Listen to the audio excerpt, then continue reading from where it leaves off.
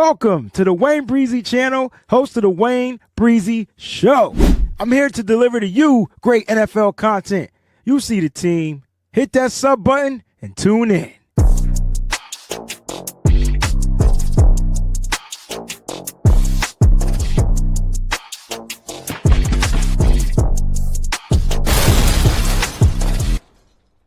Yeah, what's going on, everybody? It's your boy, the Wayne Breezie, and we're going to sound the alarm because the Commanders shocked the nation.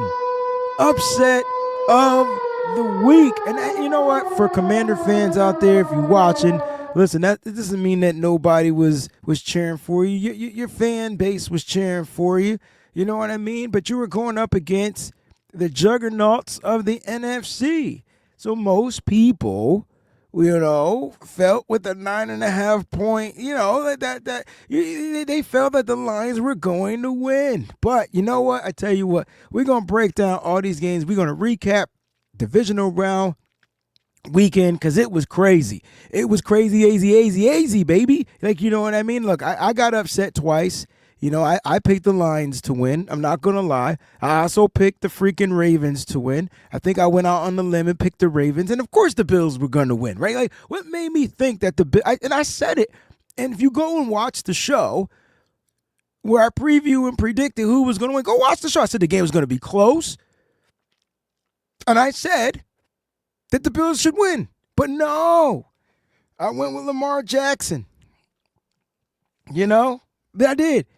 And Lamar Jackson may have just cost them the game. I tell you what, look, man, thank y'all so much for tuning in. Hit that like button, subscribe to the channel.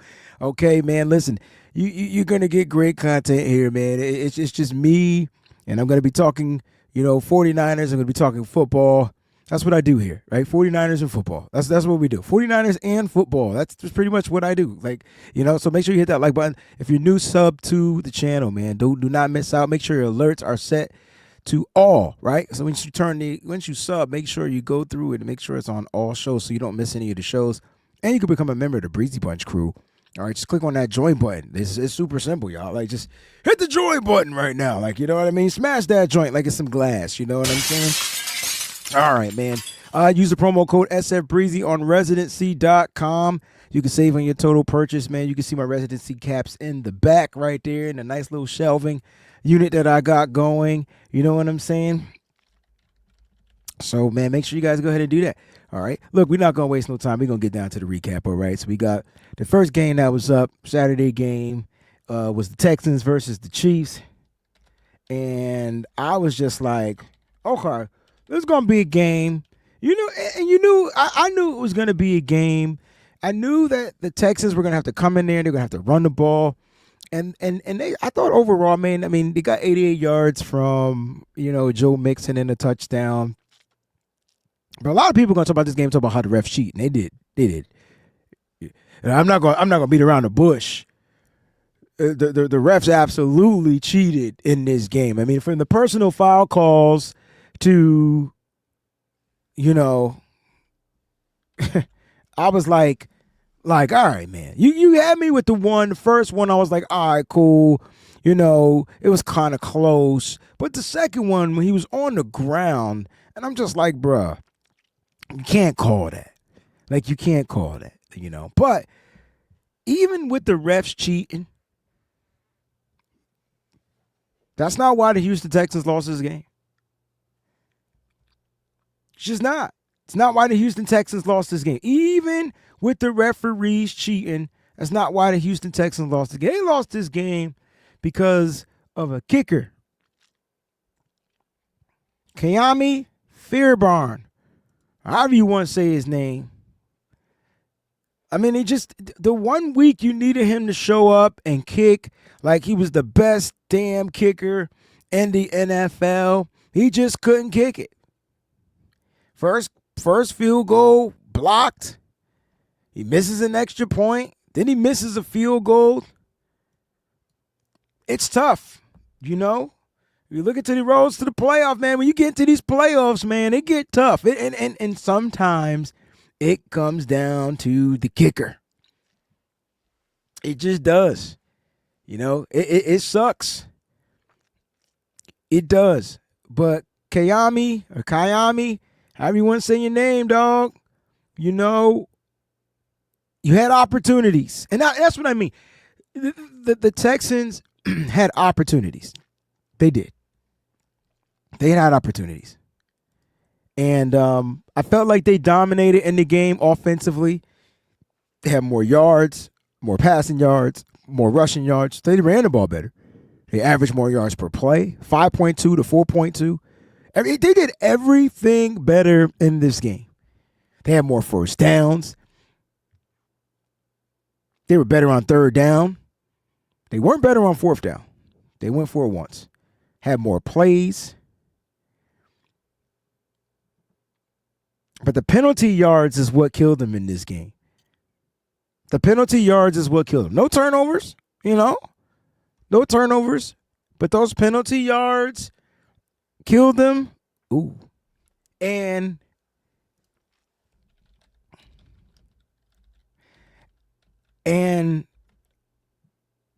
him missing the kicks was a bad recipe. So penalty yards, refs calls from penalties, obviously, and just missing the kicks, man. They ended up, they just couldn't overcome the best damn team in football, man. The Chiefs won this game because they were the best team in football. And for those out there that felt like they got helped, you were right. You're right. So like you're you didn't see anything wrong, but and that's why you don't go against the Chiefs. I don't know why you would pick against the Chiefs. If you pick against the Chiefs, it's because you just hate them. And see, I hate them, but I'm not stupid. Like, you're not stupid either. But my point is, if you pick against the Chiefs, it's because you just really hate them. And hate is a strong word, but I mean it in the most loving way. You don't want them to see, you don't want to see them win. It's hateration, no doubt. Me neither. But I wasn't going to be silly and pick against the Chiefs because they get all the help that they deserve. Well, that they deserve. Excuse me. Smack me. Punch me. They don't deserve. They don't deserve any of the help. Now that I think about it. That right there. I was a little. Now I knew the Chiefs were going to win. I didn't know they were going to get help like that. So if you pick the Chiefs to win, kudos to you. If you're a Chiefs fan out there, congratulations. You're going to the AFC Championship game again for a chance to three-peat back to back to back, right, in the Super Bowls. So congratulations to the Chiefs Kingdom. I think that's what we call y'all, the Chiefs Kingdom. I'm learning all the hashtags, so bear with me as I endeavor on my NFL journeys. All right, so there was the Chiefs, and the next game was, to me, the upset of the week, man. That's why I said sound that alarm, man. This was the upset of the week because this team, the Lions, were favored by 9.5 points, and they didn't lose at home. Right? They played very well. They don't turn the ball over. Oh my gosh. At home, they are Commanders. At home. Like, no lie. They are the Commanders at home. They are. 5 turnovers in this game for the Detroit Lions. 5. You lose the turnover battle every single time you lose the game. It's almost like I've never seen Jared Goff play this bad except when he was with the Rams. And he was terrible. He got injured, was bad, turned the ball over in the end zone too. They run trick plays. The last trick play just didn't work out in their favor. Man. And the crazy thing is, I'm going to say this. If you're a Detroit Lions fan, if you're part of that pride rock or whatever they call it, if that's who you are watching this show, I mean, don't be so down on yourselves because y'all know daggone well y'all were going to beat the Commanders, but you gave them too many opportunities. And as much as I thought that this game was going to be a shootout, here comes another turnover. Or it's like you couldn't help yourselves. See, Jared Goff didn't play well in this game. Granted, he finished. Granted, the team had more total yards, more passing yards, more rushing yards, average yards per play. Like the Lions were the superior team, but because of those turnovers, they couldn't overcome the turnovers. 3 interceptions from Jared Goff.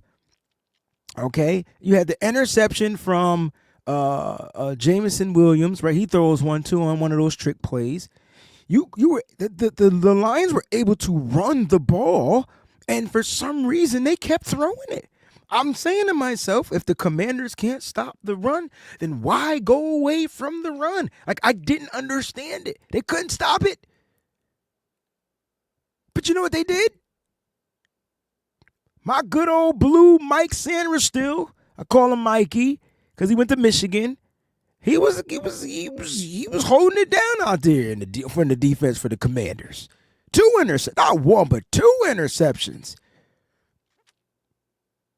That right there, I really think I felt like it hurt the Lions' chances. And it's not that I wanted the Lions to win, man. Congratulations to the Commanders, man. You guys went out there and you have probably, arguably, you guys got the best quarterback, I think, right now in the playoffs. I mean, he's damn near Patrick Mahomes-esque. He's better than Patrick Mahomes right now. I mean, not overall. I'm talking about right now, though. Patrick Mahomes doesn't look as electrifying as Jaden Daniels. It's going to be a tough game. That NFC Championship game against the Eagles is going to be cray-cray. That might be the game of the week. I might rather, don't get it twisted. I want to watch Mahomes versus Allen, but damn, Daniels? And it would be amazing if the rookie perseveres, beats the division rival in the Philadelphia Eagles, who we'll talk about a little bit next.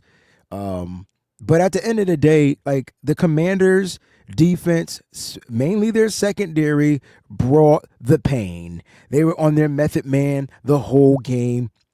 They couldn't stop the run, but they were able to confuse the hell out of some Jared Goff. And if you want to commend the Commanders, you got to commend that defensive coordinator who definitely made it tough for the Lions. Now, again, Goff was still able to throw, but like I said, there was too many turnovers. Too many turnovers. It was the biggest blowout of the week. What was this, a 14-point game? The other game was 9, 14-point. Number 1 seed, knocked out, first round. See, it doesn't matter the seeding. Sometimes these wild card teams, man, look, if y'all remember 2007 had to be the illest wild card football year of all time. If you're a New York Giant fan, you know exactly what I'm talking about. You guys made it in by the skin of the hair of the chinny chin. You got into the playoffs. Right, they had to win the last game, got into the playoffs. They went on the road for every game, not one home game, and then they defeated the undefeated team in the Super Bowl, the New England Patriots. Man, that had to be the greatest wild card team of all time. Now, I could be wrong. I've been watching football since the '80s. Really didn't start understanding it until the '90s what I was watching, but yeah, still, you know what I'm saying. But my point is, I've seen a lot.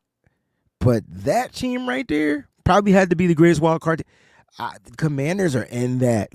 And they had a great season, though. The Commanders had a great season. The Giants had a great closeout to their season. The Commanders knew, well, they had to fight for a wild card spot. And the playoff situation was set up a little bit differently, too. But the Commanders are on that. They're on that board, man. I got to give them a round of applause, man. Commanders get the round of applause. We got the Rams, the Eagles. Now, nothing in nothing in me wanted the Rams to win this game, and it was hard for me to cheer for the Eagles too, right? 28-22, 6-point game, close game, defensive game, bunch of injuries in this game, but the home team found a way to pull it off. They found a way to secure the deal. I thought Matthew Stafford was the better quarterback in the game, and unfortunately, there was a turnover at the end, and not on him, but just the turnover. A couple of fumbles in this game, lose the turnover battle, lose the game. Here, listen, I don't make that saying up. Let me just make sure you understand. Lose the turnover battle, lose the game. I don't make up the rules. That's just the way it is. Unless like you're the Commanders, that if you let the Commanders stay in the game, they find ways to win.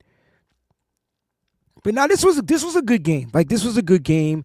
Great game for Saquon Barkley. Great game for Jalen Hurts. Watch them run. They ran the ball pretty daggone well, right?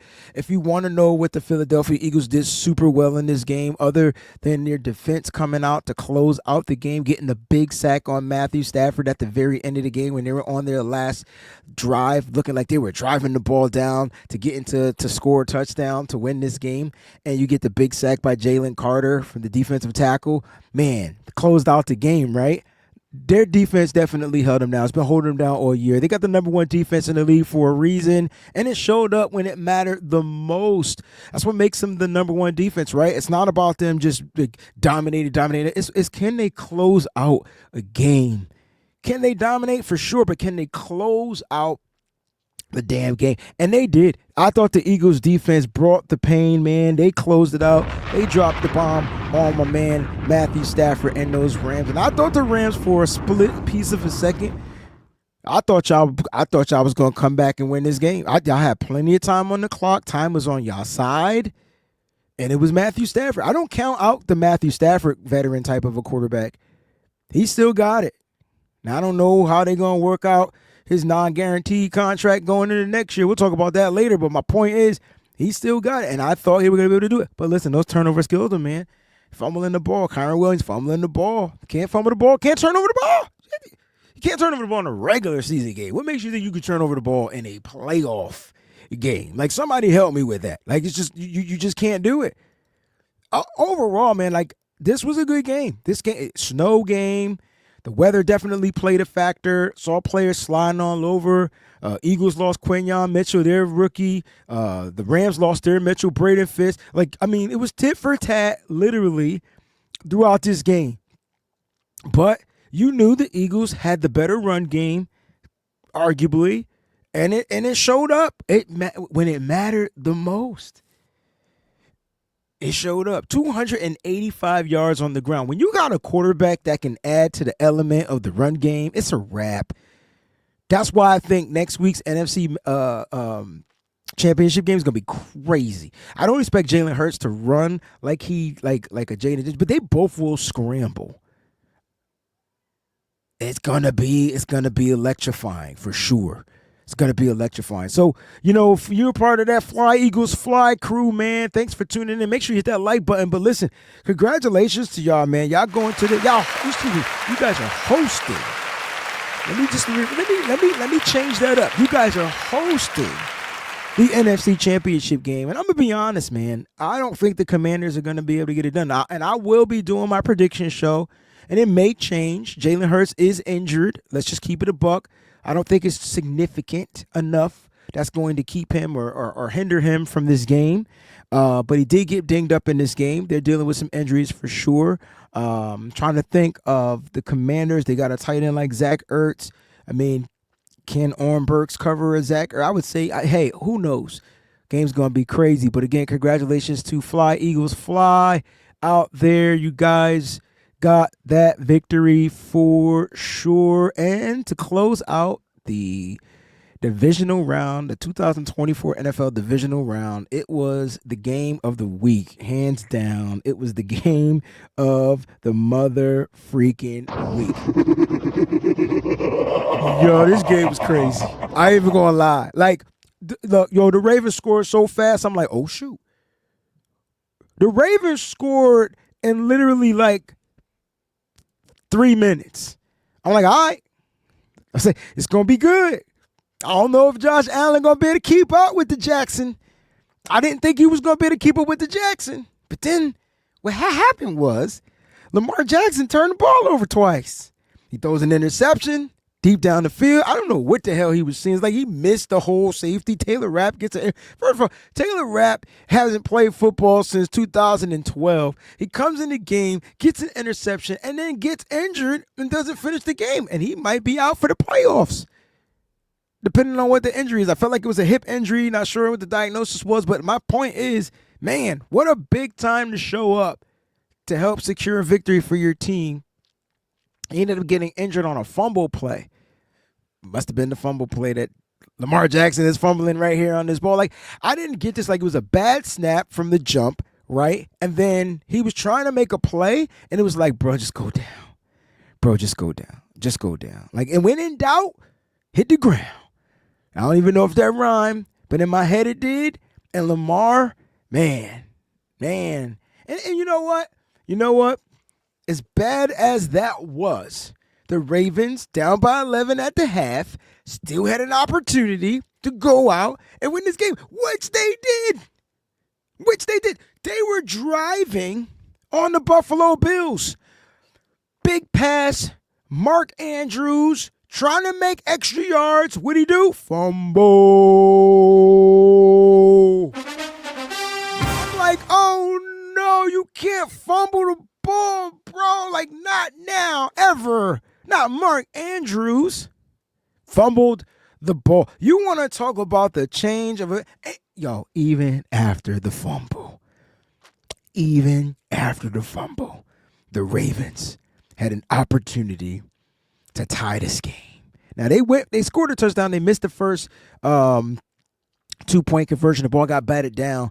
And I felt like, man, if they would have just kicked that 1 point, it would have changed things up a little bit.